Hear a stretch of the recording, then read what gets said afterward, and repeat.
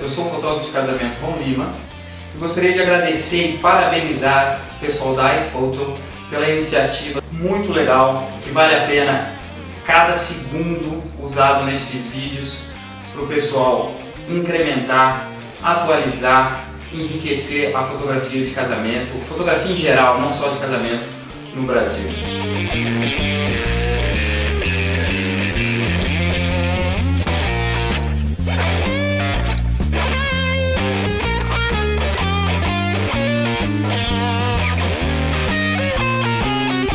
Eu sou fotógrafo desde 1998 e durante toda essa trajetória na fotografia, eu fotografei de tudo um pouco. Fotografei para jornais, revistas, fiz um pouquinho de moda, eventos sociais de todos os tipos, aniversários, alguns casamentos, sempre fiz um pouco de casamento, principalmente com outros colegas fotógrafos, meio como um segundo fotógrafo. E durante muito tempo o meu foco na fotografia foi fotografia de produtos, fotografia de gastronomia, onde era principalmente o meu forte nos últimos anos, antes de começar com a fotografia de casamento.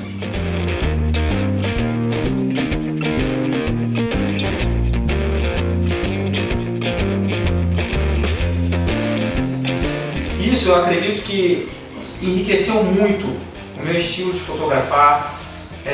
Todas essas experiências em vários ramos de fotografia só contribuíram para o meu estilo de fotografia de hoje. Eu aprendi muitas coisas que eu uso na fotografia de casamento, aprendi a correr atrás das coisas, buscar sempre o ponto ideal, a foto ideal, graças também ao conhecimento que a gente tem, que eu tive através de todos esses anos em vários ramos da fotografia.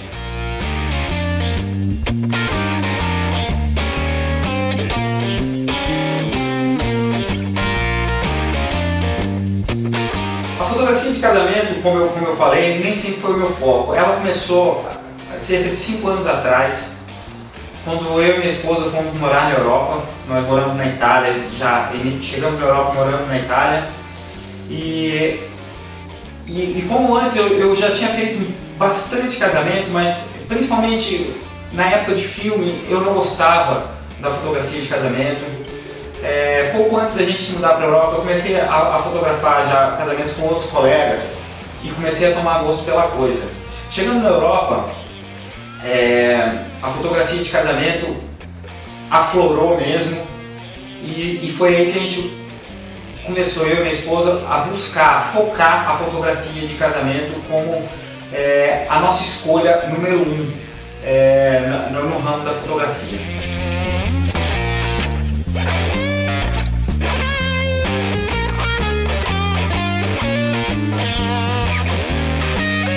Bom, chegando na Europa, a gente começou a observar, a gente até visitou algumas feiras de casamento já inicialmente, e a gente começou a observar que o estilo de fotografia de casamento europeu era um pouco ainda um pouco diferente do que a gente tem aqui no Brasil. Eu particularmente prefiro muito mais o nosso estilo de fotografia aqui do Brasil. O estilo de fotografia europeia ainda é um pouco conservadora. Claro que existem grandes nomes lá na Europa fazendo trabalhos lindíssimos, fantásticos, que não tem nada de conservador no estilo de trabalho deles, mas em geral, principalmente na Itália, a gente viu muita coisa conservadora e percebeu que a gente estava adotando já, por toda a linguagem que a gente tem pela bagagem que a gente tem durante esses anos, que a gente já estava adotando um estilo um pouco diferente de fotografia de casamento do que a gente viu lá. O que foi muito legal, que não foi só a gente que percebeu isso. Já no primeiro ano de Itália a gente fotografou 35 casamentos, o que eu acredito que representa a aceitação europeia num estilo um pouco diferente de se fotografar casamento, de se apresentar material que eles mesmos não estavam enxergando tanto lá.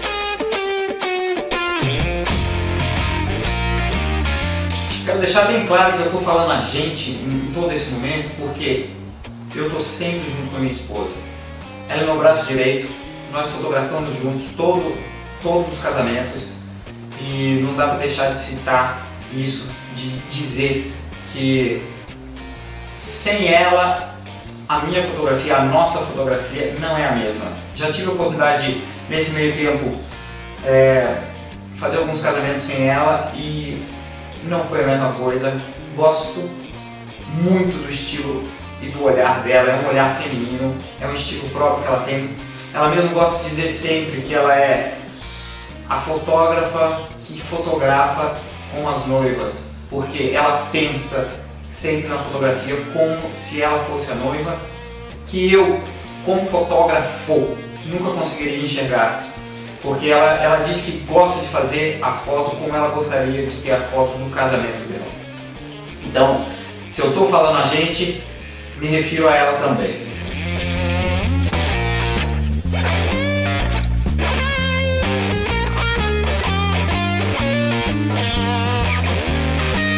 Todos esses anos na Europa, a gente vive muito, até pela facilidade de locomoção, de intercâmbio que existe na Europa, de país para país, cultura para cultura. A gente fotografou muitos Destination Weddings. Eu diria até que talvez a maioria dos casamentos que a gente fotografou lá foram Destination Weddings. E é isso que eu vou falar um pouco para vocês hoje. Vou contar um pouco da experiência de um fotógrafo brasileiro na Europa, fora do Brasil, que não foi só a Europa que a gente fez casamentos também no México.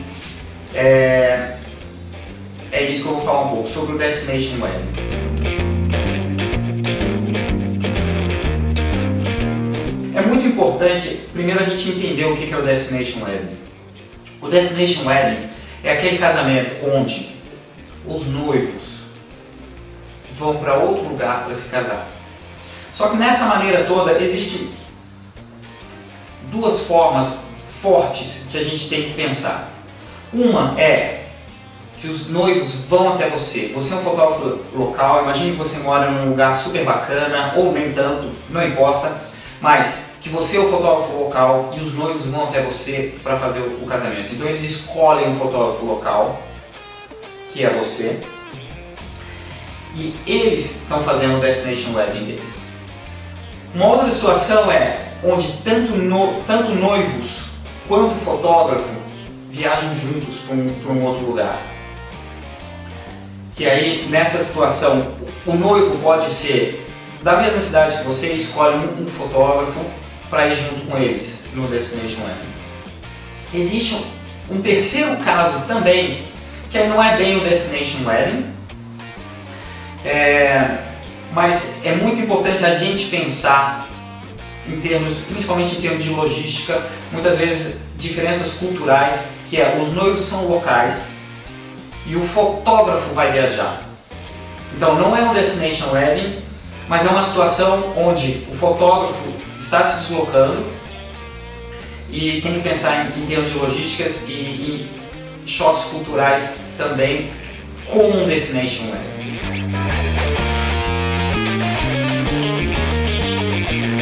Uma coisa muito legal de saber é que é o seguinte,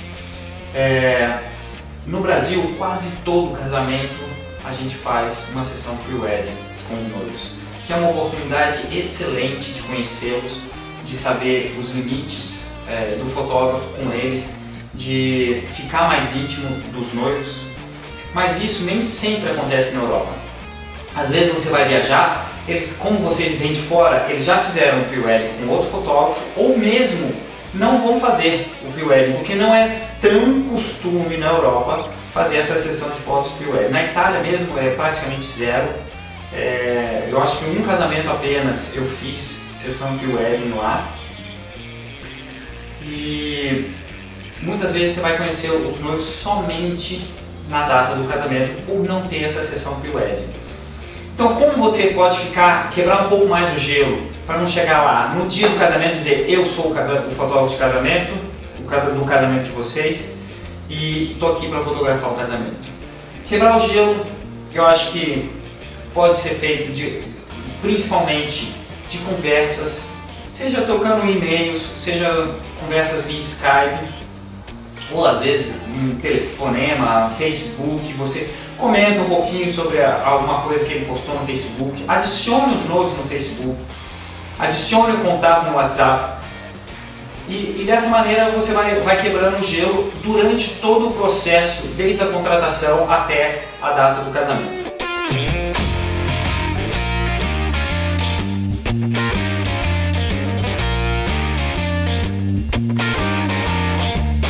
Bom, no caso de acontecer uma sessão pre-wedding lá com os noivos europeus ou americanos ou chineses, a gente também fez pre-wedding de chineses lá, é legal saber que os pre-weddings são um pouquinho diferentes daqui, pelas diferenças culturais. Aqui no Brasil, você passa às vezes muitas horas fazendo pre-wedding com eles, e lá eles não querem tanto essa coisa de uma sessão fotográfica que dura muitas horas. As sessões pre-weddings lá duram no máximo 2 horas, 2 horas e meia, 3, estourando.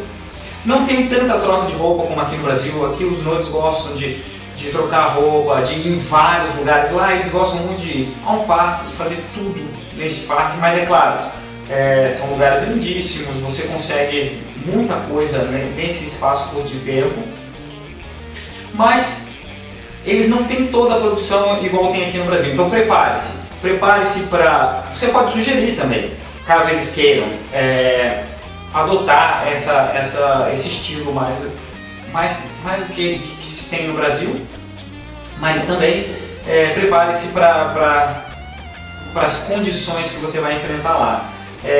Às vezes aconteceu até casos engraçados onde os noivos, a gente foi fotografar os noivos estavam assim com a roupa que a gente tinha encontrado eles no dia anterior, não se prepararam absolutamente de maneira nenhuma para a sessão pre-wedding, e a gente até se espantou. Mas ao mesmo tempo a gente fotografou também um casal de chineses que fomos surpreendidos que o único contato que a gente teve pessoalmente foi no dia do pre-wedding, e eles chegaram vestidos de noivos. E o casamento era daquele dia 6 meses depois, e eles levaram, inclusive a noiva levou 2 vestidos de noivo na sessão. Então tem essas coisas que muitas vezes a gente é surpreendido, e que depois que a gente já conhece, ou se você já tem a dica de como funcionam em certas culturas, você vai chegar no dia bem mais preparado e não vai se surpreender de uma maneira negativa, sim de uma maneira positiva.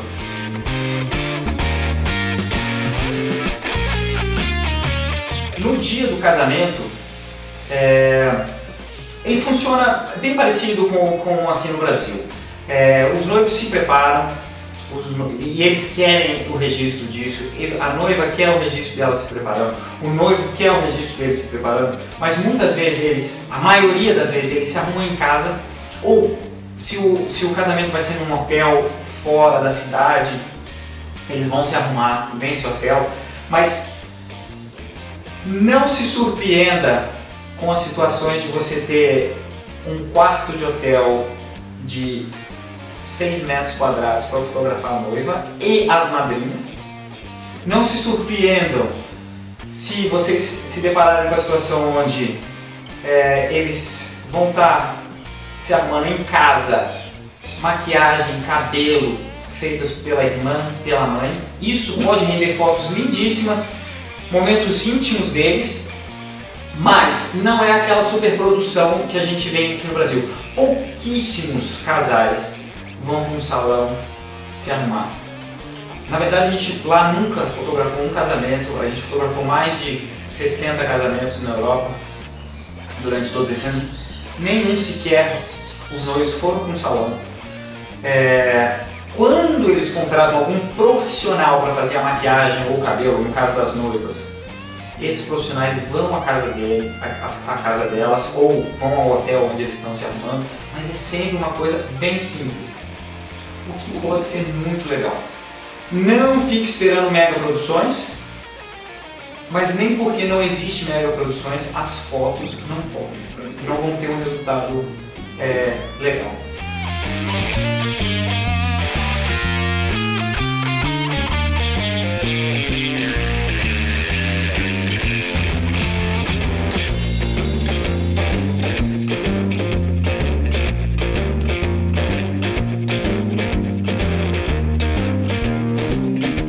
diversidade cultural na Europa é muito grande.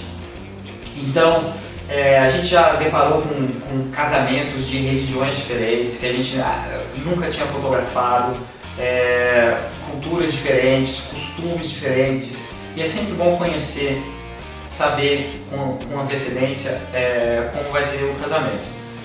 Então tem muitos vídeos a gente encontra no YouTube e a gente busca saber como funciona. A gente já fotografou um casamento de um casal judeu, onde a gente não podia chegar perto deles durante a cerimônia. A gente teve que fotografar bastante longe, e tem alguns momentos que, como tinha sido a primeira vez, que a gente foi surpreendido, mas a gente não perdeu nenhuma foto, felizmente.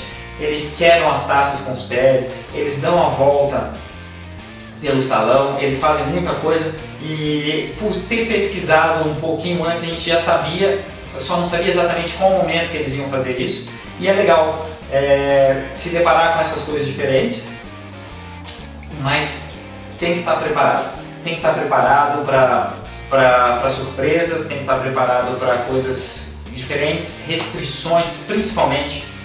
Mesmo tendo fotografado muitos casamentos católicos no Brasil, chegando na Itália, a gente teve casamentos onde os noivos sequer podiam se beijar dentro de uma igreja católica, o padre não deixou. A gente não pode pisar no altar dentro de uma igreja católica na Itália. Então, aquela foto frontal dos noivos, a gente não tem. Então, são outras possibilidades que a gente precisa buscar para ter as fotos bonitas. Mas, coisas que muitos fotógrafos estão acostumados a fazer no Brasil, eles sequer podem fazer lá na Europa. Não chegue perto do padre, porque ele vai parar a cerimônia, ele vai mandar você sair de perto dele, ele não quer fotógrafos ao redor dele, ele não quer fotógrafos se movimentando demais.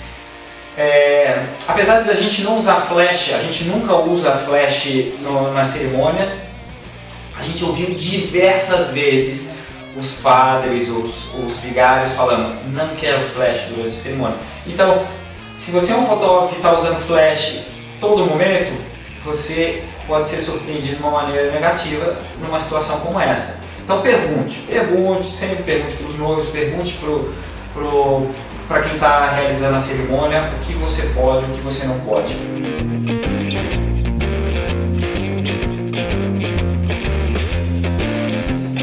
Teve um caso de um casamento, é até legal falar isso aí por causa das restrições que se aplicam muitas vezes nos casamentos. Teve um caso que a gente foi fotografar um casamento na Inglaterra, que o padre não deixou a gente fotografar a cerimônia. A gente fotografou somente a noiva entrando e os noivos saindo pelo corredor. Ele não deixou, os noivos estavam cientes disso, os noivos nos comunicaram isso na verdade. O padre não queria fotógrafo perto do altar e não deixou por causa do uso de imagem. Então tem isso, na Europa tem muito isso, autorizações de uso de imagem, tudo isso é importante saber para situações onde, imagina, você montar um álbum sem as fotos da cerimônia, às vezes parece que o casamento não está completo.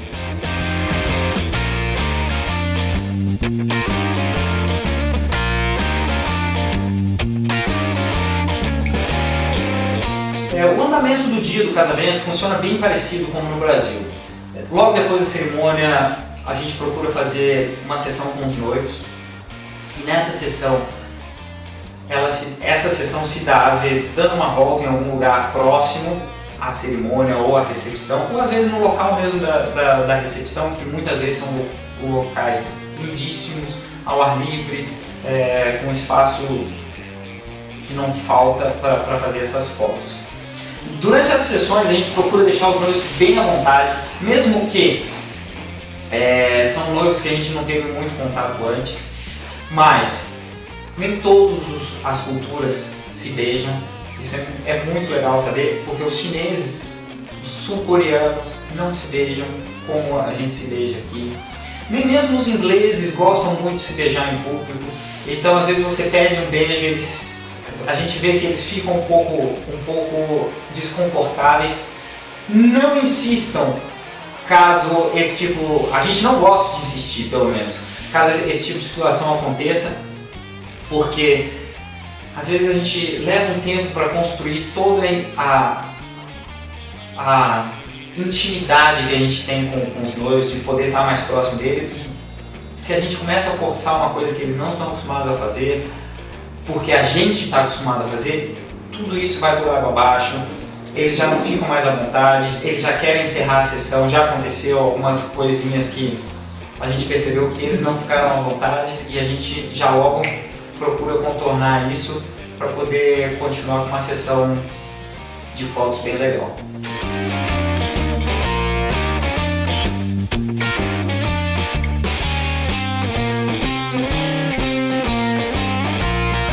Existem muitos tipos diferentes de recepção de casamento na Europa.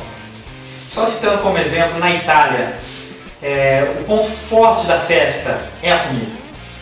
Então, a gente fotografou já casamentos onde os noivos sequer tiveram uma dança juntos, mas passaram 4 horas comendo. Quando eles chegam no local da recepção, tem sempre um aperitivo que eles chamam, que são mesas de frios, normalmente ao ar livre. Depois eles entram e sentam-se à mesa para poder comer e ficam horas comendo. E eles fazem sempre muita questão que os fotógrafos sentem-se junto aos convidados. Às vezes está lá um lugarzinho junto na mesa de outros convidados. E o que é muito legal é que a gente acaba se conhecendo melhor, não somente aos noivos, mas aos convidados. E são às vezes 4, 6 pratos que vêm em sequência, a gente fica comendo horas, eles nem querem foto durante esse momento, mas claro, vira e mexe acontece alguma coisa diferente, a gente quer registrar isso daí, mas o ponto forte na Itália é a comida.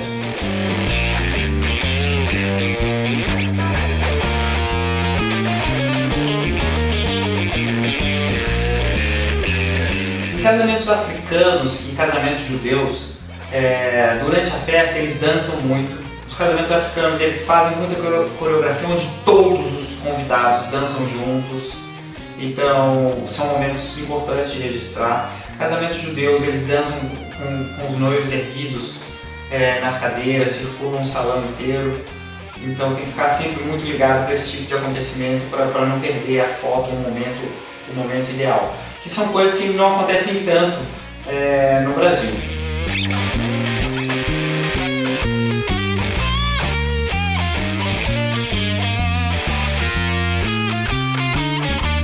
Casamentos americanos e casamentos ingleses, os discursos são um ponto forte da recepção. Existem pelo menos 3 discursos que vão acontecer que não pode deixar de registrar. Principalmente o pessoal do vídeo, isso é muito importante. É legal pegar na íntegra, é imprescindível que se pegue na íntegra esses 3 discursos, que são o discurso do pai da noiva, o discurso do noivo e o discurso do best man, que seria o padrinho do noivo. E nesse discurso às vezes são emocionantes, às vezes são engraçados, então tem de tudo um pouquinho, e as expressões dos convidados, as expressões de quem está fazendo o discurso são coisas muito importantes de serem registradas.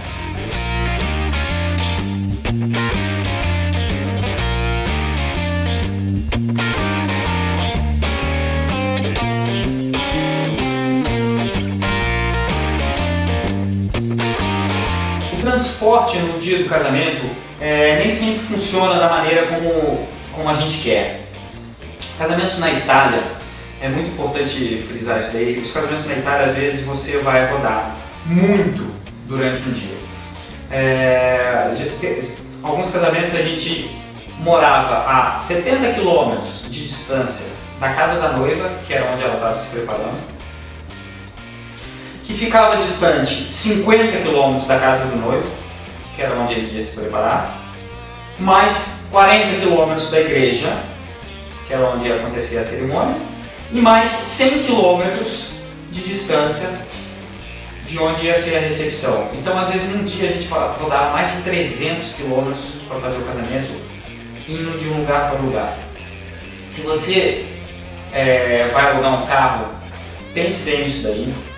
Pense que pode ser muito cansativo, o casamento às vezes vai durar 12 horas, ou um pouquinho mais, fora o tempo de transporte. Então descanse bem, não chegue no local na véspera ou no dia do casamento, porque os deslocamentos são bem cansativos e levam bastante tempo.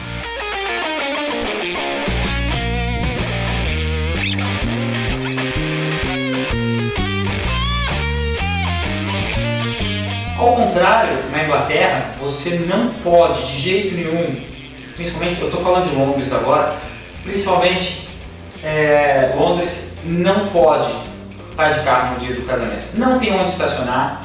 Londres pensa que é uma cidade super antiga, que não foi pensada, não foi construída, não cresceu pensando no carro. Então, às vezes você vai levar, se você for de carro, vai levar 20, 30, 40 minutos, já aconteceu, procurando um lugar para estacionar. Um casamento eu fiz, o cinegrafista estava procurando um local para estacionar e levou 40 minutos para achar uma vaga e perdeu a entrada da noiva. Felizmente eu estava lá, as fotos não foram perdidas.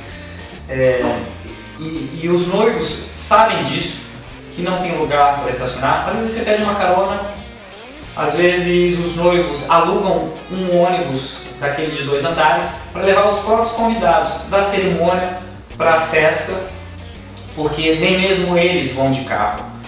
Então conversem com os noivos antes, saibam como vai acontecer esse transporte de um lugar para o outro, que é muitas vezes pensado por eles mesmos.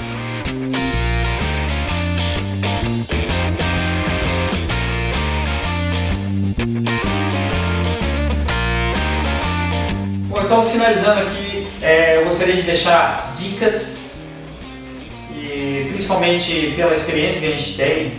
Claro que nem todo fotógrafo trabalha da mesma maneira, mas é importantíssimo, gente, é importantíssimo conhecer e perguntar.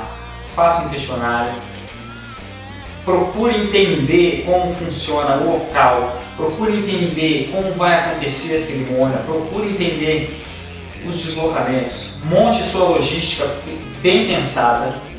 Se você vai alugar um carro, alugue com antecedência, até para conseguir melhores valores no aluguel. Não chegue em cima da hora do casamento no país. Voos dentro da Europa atrasam também. Não é só no Brasil que atrasa voo, lá atrasa e muito voo. Voos são cancelados, a gente já teve caso de voo cancelado, onde a minha esposa, a gente estava dividido, a minha esposa chegou na noite anterior ao casamento e deveria ter chegado 2 dias antes, porque ela teve um voo cancelado. Então pense muito bem nisso, pense muito em backups. Divida, se você está viajando com mais de um fotógrafo, depois de fazer o backup, divida, você faz o backup. Na mala de um vai uma coisa. Eu nunca despacho absolutamente nada de equipamento fotográfico, HD, computador, nada disso, porque não é só no Brasil que acontece roubo, lá fora também acontece roubo.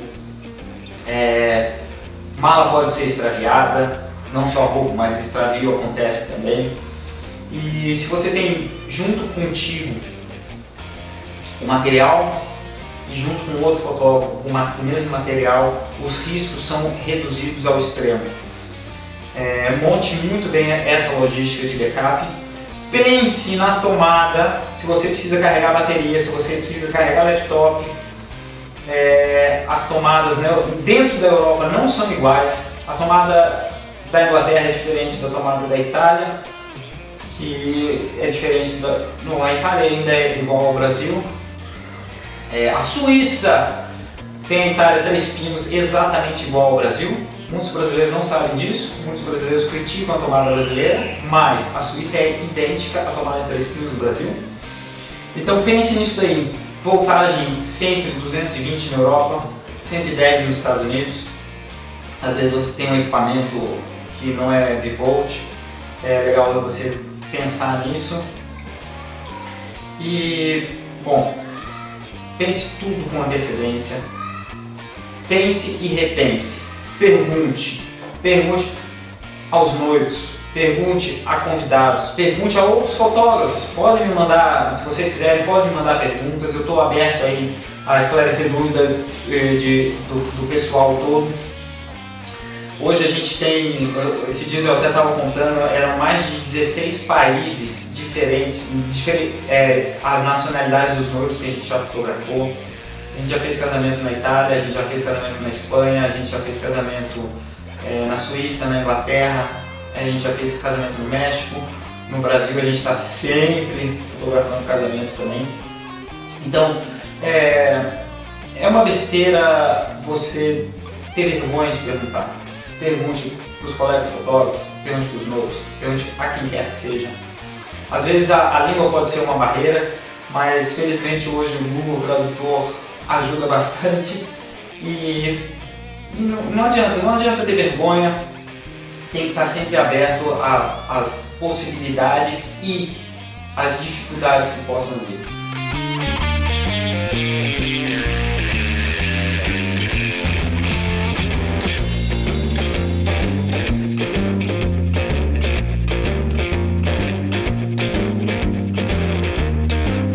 Então eu gostaria de agradecer aqui mais uma vez o pessoal da iPhoto Editora por essa excelente, fantástica iniciativa da iPhoto Fair e colocar à disposição o nosso e-mail. Pode procurar a gente no Facebook, pode visitar o nosso site, mandar perguntas, o que quiser. Se você tiver alguma dúvida como funciona tal coisa em determinado país, a gente está... E claro, se eu puder ajudar, vai ser um prazer enorme ajudar qualquer um. E eu acho que é assim que a gente constrói um mercado mais forte e melhor para todo mundo. Valeu!